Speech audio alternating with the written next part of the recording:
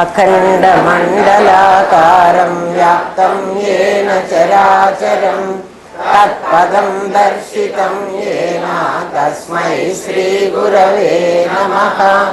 सदाशिवसमारम्भां शङ्कराचार्यमध्यमाम् अस्मदाचार्यपर्यन्तां वन्दे गुरुपरम्पराम्। गुरुब्रह्मा गुरुर्विष्णु गुरुदेवो महेश्वरः गुरुसाक्षात् परब्रह्म तस्मै श्रीगुरवे नमः। नित्यानन्दं परमसुखदं केवलं ज्ञानमूर्तिं विश्वातीतं गगनसदृशं तत्त्वमस्यादिलक्ष्यम् एकं नित्यं विमलमचलं सर्वधी साक्षिभूतं भावातीतं त्रिगुणरहितं सद्गुरुं तं नमामि। ॐ सहनावतु सहनौ भुनक्तु सह वीर्यं करवावहै तेजस्विनावधीतमस्तु मा विद्विषावहै। ओम शांति शांति शांति। ఇవాళ 121వ ప్రశ్న. 121కి ఒక ప్రత్యేకత ఉంది. మామూలుగా 100 తర్వాత 20, 21, 22 మన మామూలు చిన్నపిల్లలు కూడా లెక్కలు చెప్పుకుంటారు. కానీ 121 అంటే ఒక 1, ఒక 2, ఒక 1 అన్నీ కలిస్తే ఎన్ని అవుతాయి? 4 అవుతాయి. 1లో 4 లేదు, 2లో కూడా 4 లేదు, ఈ 1లో కూడా 4 లేదు. కానీ 4 అని మనం అంటున్నాం కదా. అంటే 4 ఎక్కడుంది అంటే ఈ 1లో లేదా? ఉంది. 2లో కూడా ఉంది, ఈ 1లో కూడా ఉంది. కానీ 4 కనిపించదు. ఏమ్మా, మనకి 4 అవస్థలు ఉన్నాయి అంటాం. జాగ్రత్త, స్వప్న, సుషుప్తి, సమాధి. అది తురియం అని. 4 బోర్డు మీద రాయడం. ఇది స్వప్నం, ఇది సుషుప్తి, ఇది తురియం. మనకు తెలిసింది అట్లా, అందరికీ తెలిసేది అట్లాగే. కానీ నిజంగా అది కాదు. అట్లా అయితే ఇది 1, ఇది 2, ఇది 1, 121 ప్రశ్న అనేటప్పటికీ ఈ 4ని ఎక్కడ పెడతామంటే దీంట్లో లోపల పెట్టుకోవాలి కదా. శాస్త్రం ఇది చెప్తోంది మనకి. ఇది కాదు. ఇది జాగ్రత్త అవస్థ, ఇది స్వప్నావస్థ, ఇది సుషుప్తి అవస్థ. తురీయం అనే అవస్థ మన లెక్క ప్రకారం, అంటే ఏమీ ఆత్మ తెలియని వాడి లెక్క ప్రకారం ఈ 3 అవస్థలు దాటిన తర్వాత మరొకటి. అందరు ఇదే చెప్తారు. మీకు ఇంకా ఇది రాలేదు అని చెప్తారు. సమాధి మీకు రాలేదు అని చెప్తారు కదా. కానీ శాస్త్రం ఎప్పుడూ అట్లా చెప్పలే. నువ్వు సమాధి స్వరూపుడివే అంటోంది. సమాధి నీకు కొత్తగా ఎక్కడి నుంచో వచ్చేది కాదు, అది నీవే. ఇప్పుడు కూడా నువ్వు సమాధి స్వరూపుడివే, నీకు తెలియలేదు. అర్థమవుతోందా అమ్మా? సమాధి మామూలుగా మనందరికీ మన లెక్కలో ఏమిటంటే జాగ్రత్త అవస్థ మనకు తెలుసు, స్వప్నావస్థ కూడా మనకు తెలుసు, సుషుప్తి కూడా మనం అందరం నిద్రపోయి మళ్ళీ లేచి మళ్ళీ జాగ్రత్తలోకి వస్తున్నాం. అవునా కాదా? సమాధి అనేది ఇంకోటి ఎక్కడో ఉంది. అది గురువు దగ్గరికి వెళ్ళి ఆయన చెప్పినట్టుగా విని కదా, ఆయనకి శుశ్రూష చేసి గురుసేవే ఏమన్నా చేసి ఆ 4వ దాన్ని మనం సంపాదించాలి. సంపాదించేది కాదు శాస్త్రం. నువ్వు అట్లా అయితే గురువు దగ్గరికి వెళ్ళొద్దా అంటే, గురువు దగ్గరికి ఎందుకు వెళ్ళాలంటే నీకు తెలియడానికి వెళ్ళాలి. వాడు తెలిసినవాడు నీకు తెలియజెప్తాడు. గురువు ఎంతసేపు తెలియజెప్తాడే కానీ అదొక స్థితి అని నీకు ఇచ్చేది కాదు. ఇప్పుడు ధన కనక వస్తు వాహనాలన్నీ నీకు ఇచ్చేవి, అవునా కాదా? అవి నీ దగ్గర లేనివి. ఇది నీ దగ్గరే ఉన్నదాన్ని ఆయన ఇవ్వడానికి ఆయనకేం వీలు లేదు. మరి నా దగ్గరే ఉన్నది నాకు ఎందుకు తెలియలేదు అంటే, ఎందుకు తెలియలేదో ఎట్లా తెలుసుకోవాలో అది చెప్తాడు ఆయన. అది గురువు కదా. అంతేగాని నేను చాలా పెద్దవాడిని, నేను ఎత్తుగా పైన నన్ను కూర్చోబెట్టారు, మీరందరు కింద కూర్చున్నారు, మీరు చిన్నవాళ్ళు, మీకేం తెలియదు, నా అంత అయినప్పుడు మీకు తెలుస్తుంది, నా అంత మీరు కారు. ఎందుకని? నేను మీరు ఒకటే అయితే, నేను పెద్దగా ఉండి మీరు చిన్నగా ఉంటే మీరు ఇంత కావాలి. ఏమిరా అందరు ఆలోచించండి కదా. మీరు నా అంత కావడానికి వీల్లేదు, నేను మీ అంత కావడానికి వీల్లేదు. ఎందుకు వీల్లేదంటే మన ఇద్దరం ఒకటే కాబట్టి. మన ఇద్దరం 2, 3, 4 కాదు. ఇప్పుడు మీరు అడుగుతారు, జాగ్రత్త, స్వప్న, సుషుప్తి అనే 3 అవస్థలు మాకు తెలుసు. అందరు కూడా, పసిబిడ్డ కూడా మెళుకువతో ఉంటున్నాడు, నిద్రపోతున్నాడు, కలగంటున్నాడు, ఏడుస్తాడు కదా పిల్లవాడు కూడా, కలగంటున్నాడు, మళ్ళీ జాగ్రత్త అవస్థలోకి వస్తున్నాడు. పిల్లవాడు నిద్రపోతున్నాడురా, మళ్ళీ లేచాడు. నాన్న నిద్రపోతున్నాడురా, నాన్న లేస్తే కోపడతాడు. మనకు తెలుసు ఆ సంగతులు. తురీయం అనేటువంటి 4వ స్థితి మనకు తెలియదు. కానీ శాస్త్రం ఏమంటోందంటే ఈ 3 దాటిన తర్వాత 4వ దానికి కాదు. అట్లయినట్లయితే ఒక్క ఆత్మ తెలిసిన వాడికి మాత్రమే 4వది తెలియాలి కదా, మిగిలిన ఎవ్వడికి తెలియకూడదు. అది అట్లాంటిది కాదు. ఈ 4వ అవస్థ ఈ 3 ఉంది అనేది 121వ ప్రశ్న చెప్తుంది. ఎట్లా ఉంది? ఇక్కడ ఒక జాకెట్ గుడ్డ తెచ్చా, చూపించమ్మా. ఏ రకంగా చెప్తే మీకు అర్థమవుతుందో అని ఆ రకంగా నేను ప్రయత్నాలు చేసి చెప్తున్నా. గురువుగారు అందుకని నన్ను చెప్పమన్నారేమో అనుకుంటున్నా. ఒక జాకెట్ గుడ్డ తెచ్చా, మీకు అందరికీ తెలుసు. ఏమ్మా, ఈ జాకెట్ బట్టని నేను 3 మడతలు మడిచా, చూడండి. మామూలుగా మనం ఈ మడత మడిచి ఇదొకటి మడుచుకుని మళ్ళీ ఈ కొస ఇట్లా మడుచుకున్నాం. ఇదొకటి, ఈ జాకెట్ ఎన్ని మడతలు మడిచాం? 3 మడిచాం. ఈ 3 ఒకటి జాగ్రత్త అవస్థ, ఒకటి జాగ్రత్త అవస్థ, ఈ 2వది స్వప్నావస్థ, నేను చించలే. ఈ 3వది సుషుప్తి అవస్థ. ఇంకా జాకెట్ లేదు. ఈ మొత్తం కలిసి ఏమంటున్నానంటే నేను ఇది జాకెట్ పీస్ అంటున్నా. అంటే ఇప్పుడు 4వ ముక్క కూడా దీంట్లో ఉండాలి. మీకు అర్థమవుతోందా అమ్మా? 4వ ముక్క ఇక్కడ లేదు. మనం అంటే ఆత్మ తెలియని వాళ్ళు, వేదాంతం సంబంధం తెలియని వాళ్ళు, లేని వాళ్ళు ఎట్లా అనుకుంటారంటే దీన్ని 4 ముక్కలుగా చేసి, దీన్ని 4 ముక్కలు చేసుకొని ఇంకోవైపు చూపిస్తున్నా మీకు. దీన్ని 4 చేసి ఒకటి జాగ్రత్త అవస్థ, ఒకటి స్వప్న అవస్థ, ఒకటి సుషుప్తి అవస్థ,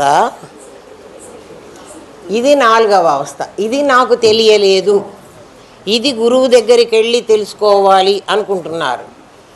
ఇది ఈ సమస్యని, ఈ సిస్టమ్ని మీరు అర్థం చేసుకోవాలంటే మీకు ఈ జన్మ కాదు, 1000 జన్మలు ఎత్తినా మీకు ఆ తురీయం తెలియదు. ఎందుకని? అది ఇట్లా 4 కాలేదు. అర్థమైందా? ఇట్లా 4. ఇప్పుడు ఇందులో 3 చూపించి మీరు 4 అంటున్నారండి, ఎట్లా 4 ఇది అని. ఈ ప్రతి అవస్థకి ఇది ఒకటి ఉంది కదా, ఇది జాగ్రత్త అవస్థ కదా, ఈ గుడ్డ వెనక కంటిన్యూ అవుతూ వస్తోంది. జాగ్రత్త అవస్థ ఇక్కడికి అయిపోతే, నాయన చాలా బాగా వినండి, ఇది ఎవ్వడికి తెలియదు. ఇది ఎవ్వడికి, సామాన్యుడికి తెలిసి ఒక్క రామనాథం గారి శిష్యులకు మాత్రమే తెలుస్తుంది. ఇంకొకళ్ళకి తెలిసే అవకాశం లేదు. మీరేమన్నా అనుకోండి. ఇది జాగ్రత్త అవస్థ కదా. ఈ జాకెట్ ముక్క స్వప్నావస్థ, ఇది స్వప్నావస్థ. జాగ్రత్త అవస్థ ఇక్కడికి అయిపోయింది. ఇది స్వప్నావస్థ. ఉండమ్మా, ఇది పెట్టాలి ముందు. ఈ స్వప్నావస్థతో కూడా జాకెట్ ముక్క కంటిన్యూ అవుతోంది, సుషుప్తిలో కూడా కంటిన్యూ అవుతోంది. ఈ 3 ముక్కలకి వెనక అంటే దాని ఒక స్థితి ఉంది, ఆ మొత్తంది తురియం. ఇప్పుడు అర్థమైందా? అది తెలిస్తే ఏకం విజ్ఞానేనా, ఇది ఏమైనా మీకు అర్థమైతే సర్వం విజ్ఞాతం భవతి, ఇంకా తెలియందంటూ ఉండదు. ఇది తెలిస్తే ఏం తెలిసింది ఇప్పుడు మనకి? ఒకటి ఒకటిగానే ఉంది, కూర్చోమ్మా. 2 2గానే ఉంది, ఒకటి ఒకటిగానే ఉంది. వీటి వెనక వీటిని అన్నిటినీ కలుపుతూ ఇవేమో ఇది ఇక్కడికి అయిపోయింది. ఇక్కడికి అయిపోయిందంటే ఈ ఒకటిని మనం ఏమంటున్నామంటే ఇది 100ల స్థానం 100, ఇది 100, 100తో అయిపోయింది. 100 తర్వాత 101, 102, 103 అంటున్నాం. ఈ 2 20తో అయిపోయింది. ఇది 10ల స్థానం ఇక్కడికి అయిపోయింది, కట్ అయింది. అర్థమవుతున్నదా అమ్మా? చదువు రాని వాళ్ళకు కూడా అర్థమవుతోంది కదా. చదువు మీకు తెలియకపోతే ఇక్కడ ఇప్పుడే అడగండి, చెప్తాను. మీకు ఏది అర్థం కాలేదు గుడ్డిగా వినవాకండి. సమాధి అంటే పిచ్చిది కాదు. అది అయ్యో నాకు రాలేదే, నాకు పిచ్చెక్కిపోతున్నదే, నువ్వు పిచ్చి చేసుకుంటే సమాధి రాదు. కరెక్ట్గా అర్థం చేసుకో. ఎందుకు తెలియదో నేను చెబుతాను. ఎందుకంటే భగవంతుడు నాకే తెలివిచ్చాడో మీకు కూడా అదే తెలివిచ్చాడు. మీరు వాడుకోలేదు, నేను వాడుకుంటున్నా, అంతే తేడా.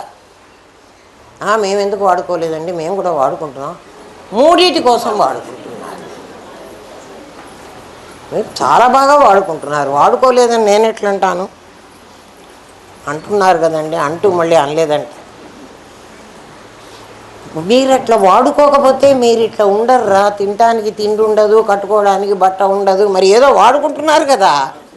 ఉండడానికి ఇల్లు ఉండదు, ఇవన్నీ మనకు ఉన్నాయంటే మనం వాడుకుంటున్నాం. కానీ వాడుకోవలసినట్లు వాడుకోవటంలా. అది అర్థమైందా? ఒకటి 100ల స్థానంలో ఇక్కడ కట్ అయిపోయింది, 10ల స్థానంలో 2 కట్ అయిపోయింది. ఈ ఒకటి 10 వరకే ఉంది, ఇది 10 అయింది, 11 అయిందంటే ఇక్కడికి పోతానంటుంది. ఇవి విడివిడిగా ఉన్న ఈ స్థలాలు. అందుకే 121లో గురువుగారు ఆపారు నన్ను. మిమ్మల్ని అందరినీ సాధన చేసుకోమని చెప్పారు. ఆ ప్రశ్న చెప్పనివ్వలే. వీటన్నిటి వెనక ఇవన్నీ కలుపుకుంటే 4 అని వస్తుంది. 4 దీంట్లో లేదు, దీంట్లో లేదు, దీంట్లో లేదు. ఈ 3 అవస్థలు కలుపుకుంటే మీకు జాకెట్ బట్ట వస్తుంది. 4వది జాకెట్ బట్ట. జాకెట్ బట్ట అంటే ఏమిటది? అది హోల్, పూర్ణం, అది పీస్ కాదు. ఇప్పుడు అర్థమైందా ఏమ్మా? అది ముక్క కాదు. 4 ముక్కలు అని జాగ్రత్త స్వప్న సుషుప్తి తురీయ అనేటువంటి ఇది కాదు. అందరు ఇది చెప్తారు. ఎవరు చెప్తారు? ఇది చెప్పంగానే మీరు అర్థం చేసుకోండి, వీళ్ళకి ఆత్మ తెలియదు. నమస్కారం పెట్టి నాయన పదం మనం పోతున్నామని వచ్చేయండి. ఎందుకంటే ఈ 3 తర్వాత సమాధి, 3 తర్వాత కాదు. మొదట్లోనే నీకు తత్వమసి మహావాక్యం గురువు బోధించే రోజునే నువ్వు పరమాత్మవే. కొత్తగా నువ్వు పరమాత్మవి కావడానికి వీల్లేదు కదా. నువ్వు పరమాత్మవే అయ్యి ఉంటే నేనెందుకు జీవుణ్ణి అనుకున్నాను, నేనెందుకు 3 అవస్థల్లో పడి చస్తున్నాను, 4వ అవస్థ నా దగ్గరే ఉంటే ఈ ముక్కలో లేదా అమ్మా? ఈ మొదటి ముక్కలో జాకెట్ గుడ్డ లేదా? జాకెట్ గుడ్డ ఆ ముక్క మాత్రమేనా? ఆ 2వ ముక్కలో లేదా? అందుకని ఏం చెప్తున్నా అంటే నీకు 3 ముక్కలుగా కనిపిస్తున్నా, జాగ్రత్త స్వప్న సుషుప్తిగా నీకు కనిపిస్తున్నా, ఆ ముక్కలు ముక్కలు కావు, లోపల ఒకటి కంటిన్యూ అవుతోంది. ఇంత అర్థమైంది కదా. ఇప్పుడు మీరు రాండి. ఒక నేను, ఒక నాది, 2 ఉన్నారని మీకు చెప్పాను, అది మీకే తెలుసు. ఆ నేను అనేది ఈ కంప్లీట్ జాకెట్ బట్ట. అది జాగ్రత్తలో ఉంది, అది స్వప్నంలో ఉంది, అది సుషుప్తిలో ఉంది. అర్థమవుతోందా? ఎవరికైనా అర్థం కాకపోతే అడగండి. గుడ్డిగా కళ్ళు మూసుకుని ఏదో ఎక్కడో దృష్టి పెట్టుకుని ఇక్కడ వింటున్నామని వినకండి. ఏమ్మా జాకెట్ బట్ట ఎక్కడుంది? ఈ జాగ్రత్త అవస్థలోనే ఉంది అన్నాం అనుకో, జాగ్రత్త అవస్థలో నీకు పూర్ణం కాదు, అపూర్ణం. చూడు, ఇంత ముక్కే, ఈ ముక్క జాకెట్ కాదు. పోనీ ఈ ముక్క అన్నా జాకెటా? 2 ముక్కలు కలుపుకుంటే పోనీ జాకెటా? కాదు. 3 ముక్కలు కలుపుకుంటేనే జాకెట్ అవుతుంది. 2 ముక్కలు తీసుకెళ్ళి నాకు జాకెట్ కుట్టమని టైలర్కి ఇచ్చాను అనుకో, అమ్మ ఇది జాకెట్ కాదంటాడు కదా. నువ్వు నాకు 4 ముక్కలు తెచ్చి అప్పుడు కుడతాను అంటాడా? 4 ముక్కలు తీసుకురావడానికి నీకు లేవు, నీ దగ్గర ఉన్నదే 3 ముక్కలు. నువ్వు 4వ ముక్క కూడా నాకు నేను జాకెట్ కుడతాను అని టైలర్ అన్నాడు అనుకోండి, 4వ ముక్క ఏది? మీరు అనుకుంటున్నారు ఇవి 4 ముక్కలు చేశానని. 4 ముక్కలు చేశాను, 3 ముక్కలు నాకు ఇప్పుడు ఉంది, నేను జాకెట్ కుట్టించుకోవాలి. ఆ 4వ ముక్క గురువుగారి అనుగ్రహంతోనే సంపాదించుకుని అప్పుడు కుట్టించుకోవాలి. Is it possible? ఆలోచించండి రా, వీలవుతుందా? మరి ఇన్ని రోజులు మనం ఇదే నిజమని అనుకున్నామే కదా.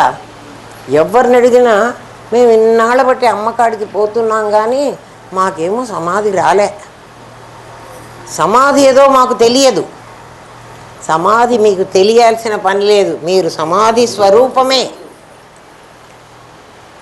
మరి ఎట్లయితే నేను సమాధి స్వరూపమే అయితే నేను జీవించి ఉన్నా, ఇప్పుడు నన్ను సమాధి స్వరూపమే అని మీరు అంటున్నారు. అప్పుడు నేను జీవన్ముక్తుడిని కదా అమ్మా. జీవన్ముక్తుడి లక్షణాలేవో నాకు ఉండాలి కదా. నాకు అవి లేకుండా నాకు మరి సంసార సుఖ దుఃఖాలు అవన్నీ నన్ను వంటబడ్డాయి కదా, నాకు ఉన్నది కదా అని మీరు అడుగుతారు కదా.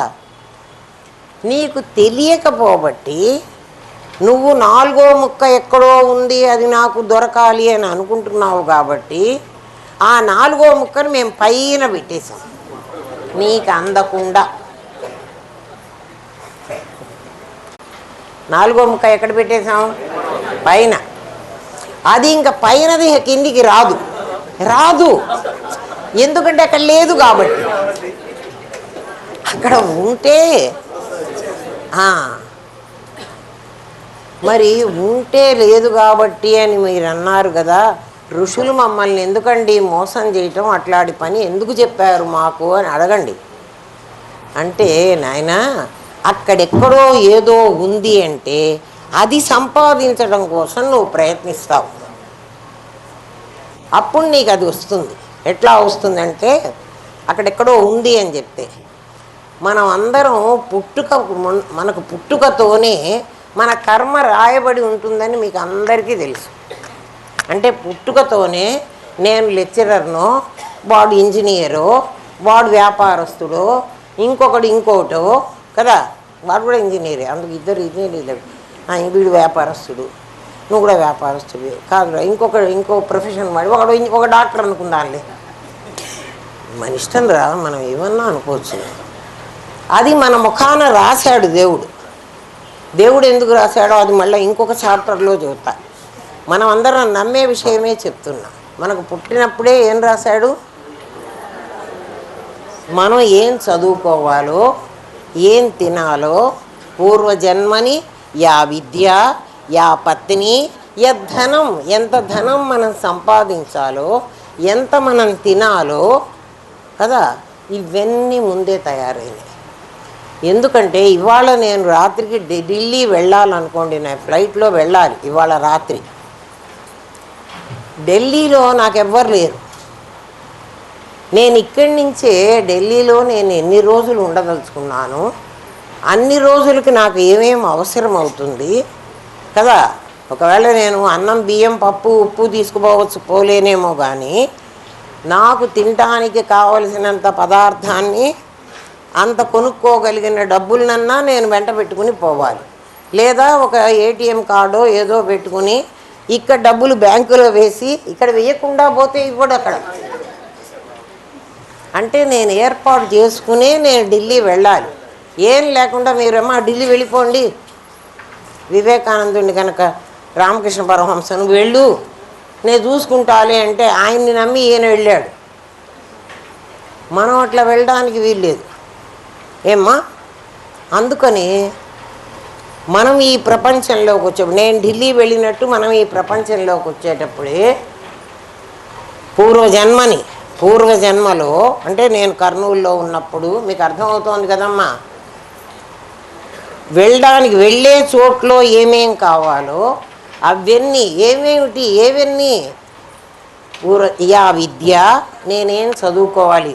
వీడు ఇంజనీర్ చదువుకోవాలని వచ్చాడు. వీడిని మీరు ఏ కాలేజీలో చేర్చినా మెడిసిన్ చదవరా అని వాడిని పెడితే వాడు అక్కడి నుంచి వెనక్కి తిరిగన్నా వస్తాడు, కానీ చచ్చినా వాడు మెడిసిన్ చదవడు. ఎందుకు? వాడికి తెలివి లేదా? వాళ్ళ అమ్మ నాన్న డబ్బులు కట్టలేరా? కట్టకపోయినా వాడు చదవకపోయినా వాడి ముఖంలో ఏం రాసింది? వాడు ముందే పూర్వజన్మని ఆ విద్య అదే తెచ్చుకున్నాడు వాడు. యద్ధనం, నాతో పాటు చదువుకున్న వాళ్ళందరూ కోట్లు సంపాదిస్తున్నారే, అయ్యో నాకు 2 లక్షలే జీతం వస్తుంది అని వాడు ఏడ్చినా ప్రయోజనం లేదు.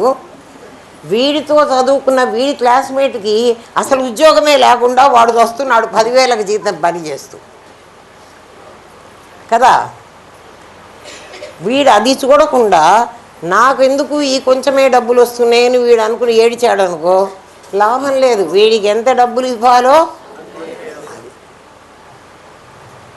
యా విద్య యద్ధనం యా పత్ని, నీ డబ్బులు ఎవరెవరికి పెట్టాలో, నీవెవరెవరికి బాకీ ఉన్నావో కదా, అవన్నీ నువ్వు రాసుకొని వచ్చావు. మనం అందరం కూడా ఏం పని చేసినా ఇంకా మనకు ఆ పని జరగదు. ఎంత మనం ప్రయత్నించినా అది జరగదు. ఏది జరుగుతుంది? అందుకే పెద్దలు ఏమన్నారంటే, మ్యాన్ ప్రపోజలు గాడ్ డిస్పోజల్. నాయన నువ్వు ప్రపోజ్ చేస్తుంది, దేవుడా నాకు ఇది, నాకు ఆ పెద్ద భవనం ఇచ్చేసేయి, నాకు ఆ మేడ ఇయ్యి, నాకు వాడెవడో పరీక్షలో ఆగిపోని పెన్ను ఇవ్వు అని అడుగుతాడు. చూడండి రా,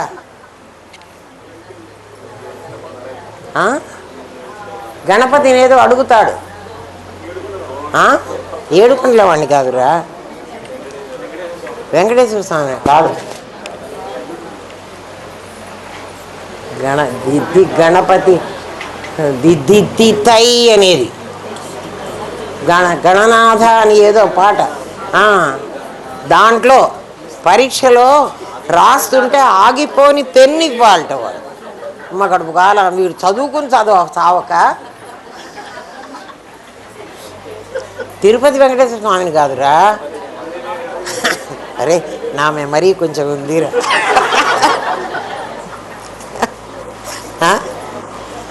సినిమాలు చూడను కానీ అవన్నీ నువ్వు ఎన్ని అడిగినా వాడు ఇయ్యలేడు. ఎందుకంటే నా పక్కవాడికి బ్యాంకులో కోట్లు ఉండుండొచ్చు, ఢిల్లీ నాతో పాటే ఫ్లైట్ ఎక్కి వాడు కూడా వచ్చాడు. వాడు కోట్లు ఖర్చు పెట్టి స్టార్ హోటల్లో దిగుతాడు. నాకు స్టార్ హోటల్లో దిగే డబ్బులు లేవు. నేను దిగే హోటల్లోనే నేను దిగాలి. ఎందుకురా? వాడు నేను ఒక ఫ్లైట్లోనే వచ్చాం కదా, ఒకే హాస్పిటల్లో మేమిద్దరం పుట్టాం కదా ఒకే హాస్పిటల్లో ఒకే తల్లిదండ్రులకు పుట్టిన వాళ్ళకు కూడా ఒకడు మంచిగా వస్తాడు, ఒకడికి లేదు. అది నీది నాది పెత్తనం కాదు. ఆ దేవుణ్ణి ఇంకా నాకు ఇవ్వు అని అడిగితే మనం అన్నీ అడుగుతున్నాం, వాడు ఇవ్వడానికి వాడి దగ్గర లేదు. అక్కడెక్కడో వాడు ఒకడు ఉన్నాడురా, ఈ 4వ ముక్క అక్కడ ఉందిరా అని నీకు చెప్తే కనీసం నువ్వు అడుగుతున్నావు అంటే ఏం చేస్తావు? నీకు అది వాసన అయి కూర్చుంటుంది కదా. ఏమి వాసన అవుతుందంటే అక్కడ ఒక దేవుడు ఉన్నాడు, వాడు నేను అడిగినవి ఇస్తాడు. ఈ జన్మంతా అట్లా ప్రయత్నం చేశావు, ఈ జన్మలో నీకు రాలే, కానీ నీకు ఇది వాసన అయ్యి ఉంది, దేవుడు ఉన్నాడు వాడిని అడిగితే ఇస్తాడు అని. అది కంటిన్యూ అవుతుంది మళ్ళీ జన్మకి. అట్లా కొంతకాలానికి వాడొకడు ఉన్నాడు అని ఆ ఉన్నవాడిని గురించి కనుక్కోవడానికి నీకు అవకాశం వస్తుంది. అందుకని నాలుగోది ఇంకో ముక్క ఉందిరా అని నీకు చెప్పారు. ఆ నాలుగో ముక్క కోసం నువ్వు ప్రయత్నం చెయ్యి. కొంతకాలం ప్రయత్నించిన తర్వాత నీకు తెలుస్తుంది నాలుగోది ముక్క లేదో అది నా దగ్గరే ఉంది. అర్థమైందా? ఏకం విజ్ఞానేన, ఇదొక్కటి నీకు తెలిస్తే సర్వం విజ్ఞాతం భవతి, అన్నీ నీకు తెలుస్తాయి. రూల్ నెంబర్ 1 అన్నమాట. ఇది అర్థమైందా? ఎంతమందికి అర్థమైందో చెప్పండి. అందరికీ అర్థం. అబ్బా చాలా సంతోషంగా నాకు, నేను నిజంగానే కాలర్ సక్సెస్ఫుల్గా ఫస్ట్ క్వశ్చన్కి ఆన్సర్ బాగానే చెప్పగలిగా, మీకు అర్థమయ్యేటట్లు. మర్చిపోతే నాకు తెలియదు, మర్చిపోవాకండి. ఇప్పుడు చూడండి, ఉన్నది ఒకటే నేను అర్థమైంది. ఆ ఒకటి ఏమిటంటే 3గా కనిపిస్తున్నది. ఉన్నది ఒకటే 3గా, నా దగ్గర ఉన్నది ఒక్క జాకెట్ గుడ్డే. ఇది నీకు 3 మడతలుగా, ఒకప్పుడు 4 మడతలుగా కనిపించింది. కాదు 4 తప్పు, 3 కరెక్టు. ఇదిగో 3 ఉన్నాయి. ఈ 3 ఎందుకు కరెక్టు, 4వది ఎక్కడుందో ఇప్పుడు మీకు అర్థమైంది. 4వది విడిగా లేదు, ఎక్కడుంది? ఆ 3 4లోనే ఉన్నాయి. 121 ఎక్కడుంది? 4లోనే ఉంది. ఆ లో ఉన్నదాన్ని కనుక్కోవాలి. చూడండి, ఇవేమో పైకి కనపడుతున్నాయి.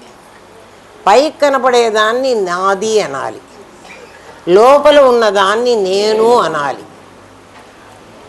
అర్థమైందా? ఆ నేను అనేది ఏ రోజు ముక్క కాలే. నేను అనేది చూడండి, ఇవి 3గా ముక్కలుగా మీకు కనపడుతున్నాయి, కానీ నేను కట్ చేయలే. మీరు కట్ చేయలేదని మీరంటే మేము ఎట్లా నమ్ముతామండి? కట్ చేయలేదని ఎందుకు చెప్తున్నానంటే, నిన్న మీరు జాగ్రత్త అవస్థలో ఉన్నారు, స్వప్నంలోకి వెళ్ళారు, సుషుప్తిలోకి వచ్చారు. కట్ అయ్యి ఉంటే అది అక్కడికి అయిపోయేది. మళ్ళీ ఇవాళ జాగ్రత్తలోకి వెళుతున్నారు, ఇవాళ స్వప్నంలోకి వెళుతున్నారు, ఇవాళ సుషుప్తి. ఏమ్మా నీకు అర్థమవుతోంది కదా? జాగ్రత్తగా అర్థం చేసుకో ఏమ్మా. మీకు ఎవరికైనా ఒకళ్ళకి ప్రత్యేకంగా చెప్తున్నానంటే మళ్ళీ వినండి రా అని. ఆ ముక్క కట్ అయ్యి ఉంటే ఆ ముక్క అయిపోవాలి. కళ ఇంకా మళ్ళీ ఇవాళ రాకూడదు, కానీ ఇవాళ కళ వస్తోంది. నేను ఇవాళ మెళుకో వచ్చింది, రాత్రికి మళ్ళీ మనకు నిద్ర వస్తుంది. ఏం రాదండి, నిద్ర రాదు అని చెప్పగలరా? లేదు, మనకు ఖచ్చితంగా నిద్ర వస్తుంది. నిద్రలో కల వస్తే రావచ్చు, రాకపోతే రావచ్చు, కానీ ఒక అవస్థ ఉంది, నాకు తెలుసు ఆ సంగతి. స్వప్నం అనే అవస్థ ఒకటి ఉంది, సుషుప్తి అనే అవస్థ కూడా. నిద్ర కూడా లేకుండా, మెళుకో లేకుండా, నేను తెలియకుండా నేను నిద్రపోయే టైం కూడా ఉంది. ఏమ్మా, నేను నాది అని 2 మీకు కనిపిస్తున్నాయి, కానీ నాది ముక్కలు కాలేదు. ఎందుకంటే నేను ముక్క కాలేదు కాబట్టి నాది ముక్క కావడానికి అవకాశం లేదు. నేను ముక్క అయితే నాది ఆటోమేటిక్గా ముక్క అవుతుంది. నేను ముక్క కాల, అందుకని నేనెవరిని అంటే విభజించడానికి వీలు కాని అఖండ సచ్చిదానందమూర్తిని. నా రూపం అది. నన్ను ముక్క చేయటానికి వీలు లేదు. నేను అన్నవాణ్ణి, నా దగ్గర 2 ఉన్నాయని చెప్పాను, ఒకటి నాది, ఒకటి నేను. ఆ నేను అనేది ఎటువంటిదంటే విభజించడానికి వీలు కాని అఖండమైన సచ్చిదానందమూర్తిని నేను. మరి నాది ఎట్లాంటిది అంటే 3 ముక్కలుగా మీకు కనపడుతుందే, కానీ అది ఎప్పుడూ 3 ముక్కలు కాలే. అది ముక్కలు కాకుండా అఖండంగానే ఉంది, కానీ అట్లా అనిపిస్తూ ఉంటుంది. ఈ 2వ భాగం ఏదైతే ఉందో అది ముక్కలు కాలేదు. కాలేదనడానికి మీ అనుభవంలో మీరు చెప్పండి, మీ అనుభవంలో స్వప్నం దగ్గర ముక్క అయిపోయినట్టయితే మళ్ళీ కళ రాకూడదు. జాగ్రత్త దగ్గర ముక్క అయిపోయినట్టయితే అంటే ఇది ఏమవుతోంది? రిపీటెడ్. అవునా కాదా? ఎవరికన్నా సందేహం ఉందా? ఏం సందేహం లేదు, ఉండడానికి అవకాశమే లేదు. మన శాస్త్రం అంత క్లియర్గా చెప్పేసింది కదా. 1వ క్లాస్ వాడికి సేమ్ లెసన్, పిహెచ్డి క్లాస్ వాడికి సేమ్ లెసనే. అర్థం చేసుకునే వాడి లెవెల్ని బట్టి అది అర్థమవుతుంది. ఏమ్మా, నేను అనేవాడిని ఎవరిని విభజించడానికి వీలు కానీ అఖండ బాగా ఏ సినిమా అఖండ వాడే సెన్స్లో పెట్టాడో నాకు తెలియదులే. నేను విభజించడానికి వీలుగా నేను నాది ఇద్దరిని చూపించాను. నేను యొక్క లక్షణాన్ని చెప్తున్నాను. నేను ఎవరు అంటే ఈ 121కి వెనక ఉన్న 4. ఆ 4 మీకు ఎప్పుడూ కనిపించదు. 4వ నంబర్ లాగా కనిపించదు. 3 కనిపిస్తారు. కానీ ఆ 3 వెనక ఖచ్చితంగా 4వ వాడు ఉన్నాడు. నాకు చూపించు. 3 సింహాలు ఉన్నాయి కదా.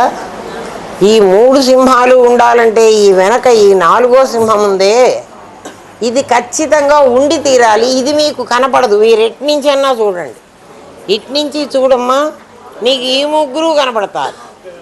వెనక వాడిని నువ్వు చూడడానికి వీల్లేదు. ఇదిగో ఈ 3 ముక్కలు కనపడతాయి. నేను చాలా కష్టపడి ఇది వెతుక్కొని వచ్చా. మీకు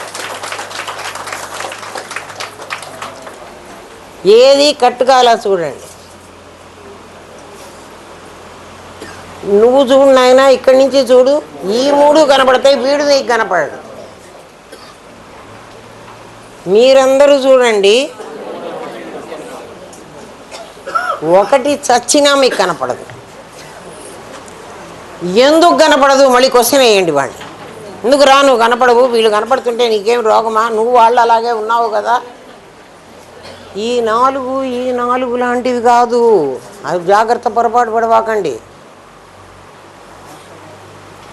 అందుకనే మీ ఇట్లాంటిది కాదు అని మీకు చూపిస్తున్నా.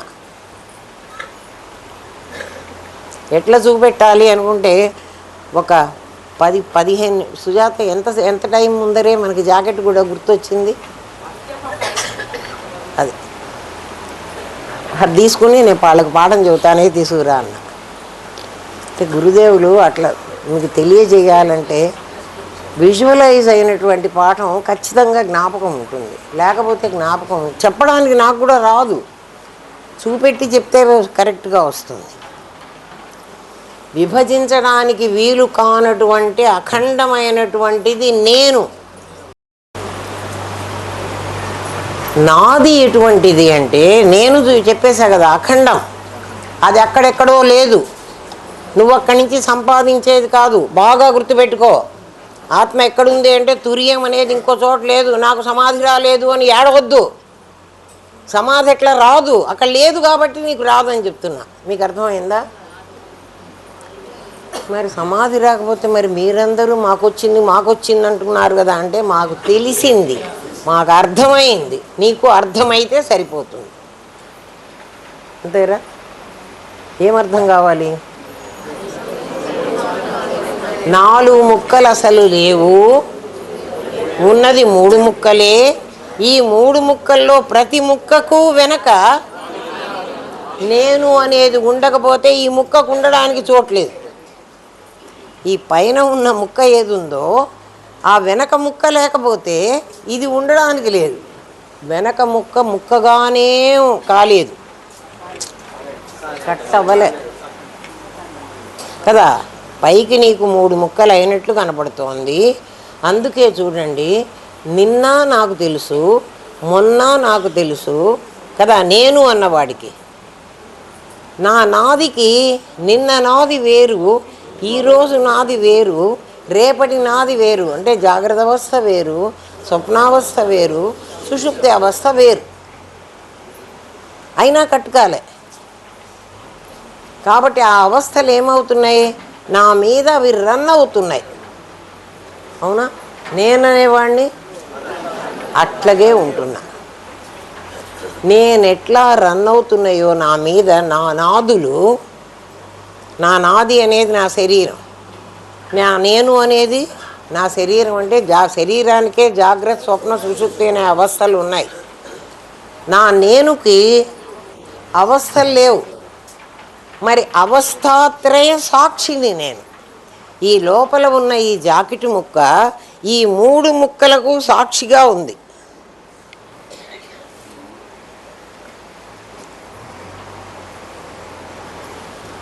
ఈ 3 ముక్కలకి సాక్షిగా ఉంది.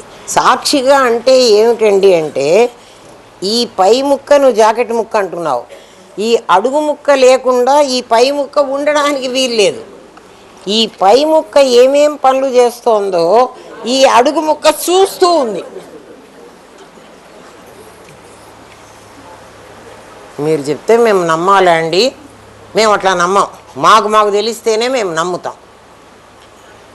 మీకే తెలుస్తా కదా.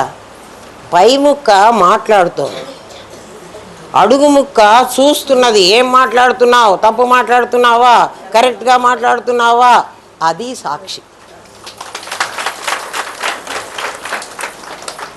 పై ముక్క నుంచుంది, లోపలి ముక్క ఉందే అది నిలబడ్డదాన్ని చూస్తోంది. అది చెప్తోంది దీనికి చెమట పడుతున్నది. చెమట ఎవరికి వచ్చింది? తెలుసుకున్నది ఎవరు? నేనుకు చెమట పట్టలా.